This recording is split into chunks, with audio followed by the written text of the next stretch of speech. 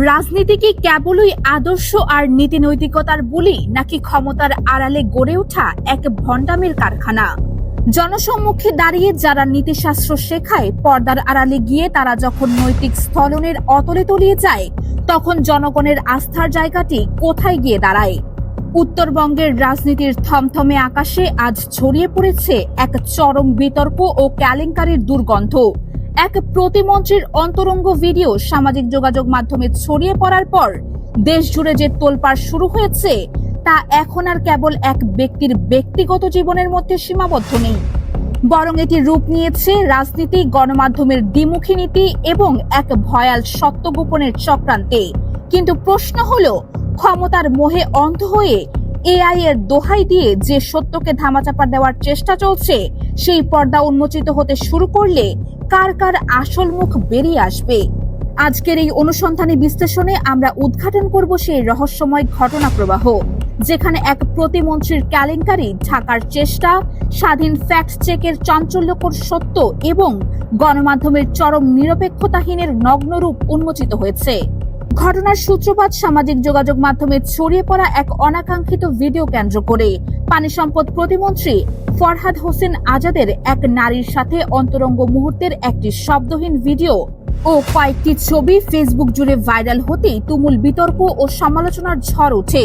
অভিযোগ ওঠার সাথে সাথেই প্রতিমন্ত্রীর দিক থেকে আসে পরিচিত সেই আত্মরক্ষার ঢাল। দাবি করা হয় এই ভিডিও সম্পূর্ণ ভুয়া, এআই দিয়ে তৈরি এবং রাজনৈতিক উদ্দেশ্য প্রণোদিত অপপ্রচার। মন্ত্রীর সমর্থক ও স্থানীয় নেতাকর্মীরা রাজপথে নেমে মিছিল সমাবেশ করে শিবিরের পেজ ও বিরোধী শক্তিকে দায়ী করে একে রাজনৈতিক চক্রান্ত বলে দাবি করেন। ঢাকার একাধিক সংবাদপত্রও যেন কোনো গভীর অনুসন্ধান ছাড়াই প্রতিমন্ত্রীর পক্ষে প্রতিবেদন প্রকাশ করে প্রচার করতে থাকে ভিডিওটি এআই নির্মিত। তবে ঘটনার মোড় ঘুরতে শুরু করে তখনই, যখন স্বয়ং প্রতিমন্ত্রী ও তার দলীয় নেতাকর্মীরা এআই কারসাজির তত্ত্ব দাঁড় করিয়ে জলঘোলা করার চেষ্টা করছিলেন। তখনই 29 জুলাই বোমা ফাটায় স্বাধীন fact checking portal the Dissent. Panchagarh ও ঢাকা থেকে সংগৃহীত উচ্চ রেজুলেশনের মূল 20 সেকেন্ডের ভিডিও, 5টি ছবি ও হোয়াটসঅ্যাপ বার্তার গভীর প্রযুক্তিগত ও অনুসন্ধানী বিশ্লেষণ শুরু করে তারা। একাধিক উন্নত এআই ডিটেকশন টুল ব্যবহার করে পরীক্ষা করা সত্ত্বেও সংগ্রহ করা ভিডিও ও ছবির কোনোটিতেই এআই কারসাজি বা এডিটের ন্যূনতম প্রমাণ মেলেনি। অর্থাৎ এআই এর দোহাই দিয়ে যে মিথ্যার ফানুস উড়ানো হয়েছিল তা প্রথম ধাক্কাতেই ফুটো হয়ে যায়। কিন্তু অনুসন্ধানের গভীরতা সেখানে থেমে থাকেনি। পর্দার আড়ালে উন্মোচিত হয় এক চাঞ্চল্যকর পারিবারিক ও রাজনৈতিক যোগাযোগ। ভিডিওতে দৃশ্যমান হোয়াটসঅ্যাপ বার্তার একটি নম্বরের সূত্র ধরে নাম পরিচয় বের করতে গিয়ে দেখা যায় সেই বিকাশ অ্যাকাউন্টের মালিক এক অমুসলিম নারী। ঘটনাচক্রে সেই নারীর গ্রামের বাড়ি পঞ্চগড়ের বোদা উপজেলার পাঁচপীর ইউনিয়নে, যেটি খোদ প্রতিমন্ত্রী ফরহাদ হোসেন আজাদেরও নিজের গ্রাম। অনুসন্ধানে আরো বেরিয়ে আসে 1995 সালের জুন মাসে জন্ম নেওয়া ওই নারীর ছোটবেলায় বাবাকে হারানোর পর তার পড়াশোনার সমস্ত দায়িত্ব নাকি নিয়েছিলেন ফরহাদ হোসেন নিজে। তবে সেই প্রতিবেশীর সুসম্পর্ক কিভাবে এই গোপন ভিডিও ও হোয়াটসঅ্যাপ আলাপের রূপ নিল, সে প্রশ্নের মুখোমুখি দাঁড়িয়ে সেই নারী দাবি করেন ছবিটি তারই, কিন্তু তা কিভাবে ছড়ালো সে বিষয়ে তিনি কিছুই জানেন না। সবচেয়ে নাটকীয় ও রহস্যময় মোড়টি নেয় তখন, যখন দ্য ডিসেন্টের প্রতিনিধি ওই নারীর সাথে যোগাযোগ করার পরপরই হঠাৎ রাত 10:02 প্রতিবেদকের হোয়াটসঅ্যাপে একটি কল আসে। ট্রু কলারে ভেসে ওঠে খোদ প্রতিমন্ত্রী ফরহাদ হোসেন আজাদের নাম। যে অনুসন্ধানের কথা প্রতিবেদক অন্য কারোর সাথে শেয়ার করেননি, সেই তথ্য প্রতিমন্ত্রী জানলেন কিভাবে? পরদিন কল রিসিভ করে কুশল বিনিময়ের পর মন্ত্রী যখন প্রতিবেদকের কাছে সরাসরি উত্তর এড়িয়ে গিয়ে বলেন, আসেন আমার দপ্তরে আসেন, চা খাই, এবং পরবর্তীতে ব্যস্ত আছি বলে সংযোগ কেটে দেন, তখন ওই রহস্যের গভীরতা আরো ঘনীভূত হয়। কেন একজন প্রতিমন্ত্রী এক স্বাধীন অনুসন্ধানী সাংবাদিককে দপ্তরে ডেকে চা খাওয়ার প্রস্তাব দেবেন, যদি তার লুকানোর কিছু নাই থাকে? এদিকে এই বিতর্কিত পরিমণ্ডলে উপস্থাপিকা মারিয়া সরকার এলিনের আত্মপক্ষ সমর্থনের বক্তব্য যুক্ত হয়ে পরিস্থিতিকে নতুন রূপ দেয়।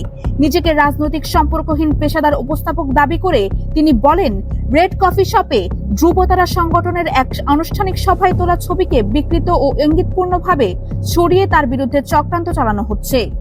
এর আগে আওয়ামী লীগ সরকারের সময়েও দ্য ডিসেন্ট একই কায়দায় ছাত্রলীগ নেতা নোমানের সঙ্গে তার ছবি বিকৃত করে অপপ্রচার চালিয়েছিল বলে তিনি অভিযোগ করেন। এবং আইনগত পদক্ষেপের হুঁশিয়ারি দেন। কিন্তু মূল ঘটনা যা উন্মোচন করছে তা হলো স্থানীয় পর্যায়ে বিএনপির তড়িঘড়ি করা সাফাই মহড়া। পঞ্চগড় জেলা বিএনপির আহ্বায়ক জহিরুল ইসলাম কাচ্চু, জেলা জজ আদালতের সাবেক জিপি অ্যাডভোকেট আব্দুল বারী ইউনুস শেখ এবং জেলা ছাত্রদলের সাবেক সাংগঠনিক সম্পাদক আব্দুল্লাহ আলম মামুন রনিকদের সমন্বয়ে তড়িঘড়ি করে সংবাদ সম্মেলন ডাকা হয়। সেখানে লিখিত বক্তব্যে দাবি করা হয় তারেক রহমানের আস্থাভাজন ও এলাকার জনপ্রিয় নেতা আজাদের সুনাম ক্ষুণ্ণ করতে শিবির মিডিয়া সেল পেজে এআই দিয়ে এডিট করে ছবি প্রচার করা হচ্ছে। দেবীগঞ্জ বোদা উপজেলা যুবদল, ছাত্রদল ও মহিলা দলকে নিয়ে প্রতিবাদ মিছিল, বিক্ষোভ সভা ও আইনগত ব্যবস্থা নেওয়ার হুমকি ছড়িয়ে জেলা জুড়ে এক ভীতিকর মহড়া তৈরি করা হয়েছে। অথচ পঞ্চগড়ের বোদা উপজেলার পাঁচপীর ইউনিয়নে অনুসন্ধান চালাতে গিয়ে দেখা গেছে পুরো উল্টো চিত্র। হিন্দু অধ্যুষিত এই এলাকায় মানুষ ভিডিওটি দেখলেও মুখ খুলতে প্রচন্ড ভয় পাচ্ছেন। সাংবাদিকদের সাথে কথা বলার সময় সাধারণ বাসিন্দাদের চোখে মুখে কাজ করছে এক চরম আতঙ্ক। তবে এই কেলেঙ্কারির চেয়েও বড় কেলেঙ্কারি হিসেবে উত্থাপিত হচ্ছে গণমাধ্যম ও রাজনৈতিক দলগুলোর চরম দ্বিমুখী নীতি। দেশবাসী আজ স্পষ্ট দুটি ভিন্ন চিত্র দেখছে। এর আগে যখন জামায়াতে ইসলামের সাতক্ষীরা 4 আসনের সংসদ সদস্য গাজী নজরুল ইসলামের নৈতিক স্থলনের খবর সামনে এসেছিল, তখন দেশের মূলধারার গণমাধ্যমগুলো একই দিনে 20 বার লিড নিউজ করে সংবাদ পরিবেশন করেছিল। ওই ঘটনায় 24 ঘন্টার মধ্যে জামায়াত তদন্ত করে তাদের নিজস্ব সংসদ সদস্যকে দল থেকে বহিষ্কার করে দৃষ্টান্ত স্থাপন করেছিল। এমনকি জামায়াত ও শিবিরের নেতাকর্মীরাও সেদিন সত্যের পক্ষে সোচ্চার ছিল। কিন্তু আজ যখন দেশের একজন বড় দলের মন্ত্রী ও হাই প্রোফাইল নেতার বিরুদ্ধে একই ধরনের অনৈতিক কাণ্ড ও ভিডিও ফাঁসের সুনির্দিষ্ট প্রমাণ পাওয়া যাচ্ছে, তখন গণমাধ্যম কেন নীরবতার চাদরে মুখ ঢেকে রেখেছে? কেন 4-5 দিন পার হয়ে গেলেও জাতীয় পত্রিকাগুলোর পাতায় এই নিয়ে কোনো উচ্চবাক্য নেই? জনগণ এখন তীব্র ক্ষোভ নিয়ে প্রশ্ন তুলছে, আইন ও নীতির প্রয়োগ কি তবে দলভেদে আলাদা? ক্ষমতাসীনদের ক্ষেত্রে কি নৈতিকতা অন্ধ হয়ে যায়? জনগণ আজ কঠিন প্রশ্ন তুলছে, বাংলাদেশের আইন, গণমাধ্যম, বস্তুনিষ্ঠতা এবং রাজনৈতিক জবাবদিহিতার কি কেবল একটি নির্দিষ্ট দলের জন্যই প্রযোজ্য? বিএনপি বা ক্ষমতাসীনদের ক্ষেত্রে কি নৈতিকতার সব মাপকাঠি বদলে যায়? জামায়াত যেখানে 24 ঘন্টার মধ্যে পদক্ষেপ নিয়ে নিজেদের এমপিকে বহিষ্কার করতে পারে, সেখানে বিএনপি নিজেদের প্রতিমন্ত্রীর এই গুরুতর নৈতিক স্থলনের পর তদন্ত কমিটি গঠন করা তো দূরের কথা, উল্টো রাজপথে বিক্ষোভ মিছিল নামিয়ে অপরাধ ঢাকার চেষ্টা করছে। 4-5 দিন পার হয়ে গেলেও কোনো বিভাগীয় ব্যবস্থা না নিয়ে সত্যকে ধামাচাপা দেওয়ার এই অপচেষ্টা রাজনীতিতে তৈরি করছে এক চরম নৈরাজ্য ও অবিচারের সংস্কৃতি। সামাজিক মাধ্যমে এবং রাজপথে ছড়িয়ে পড়া এই প্রতিবাদী ঢেউ প্রমাণ করে যে সাধারণ মানুষকে ধোঁকা দেওয়ার দিন শেষ। তথাকথিত গণমাধ্যমগুলো যখন ক্ষমতার দালালিতে ব্যস্ত, তখন বিকল্প সংবাদ মাধ্যম এবং ফ্যাক্ট চেকিং প্ল্যাটফর্মগুলোকে সত্যকে শতভাগ নির্মূলভাবে উপস্থাপন করছে।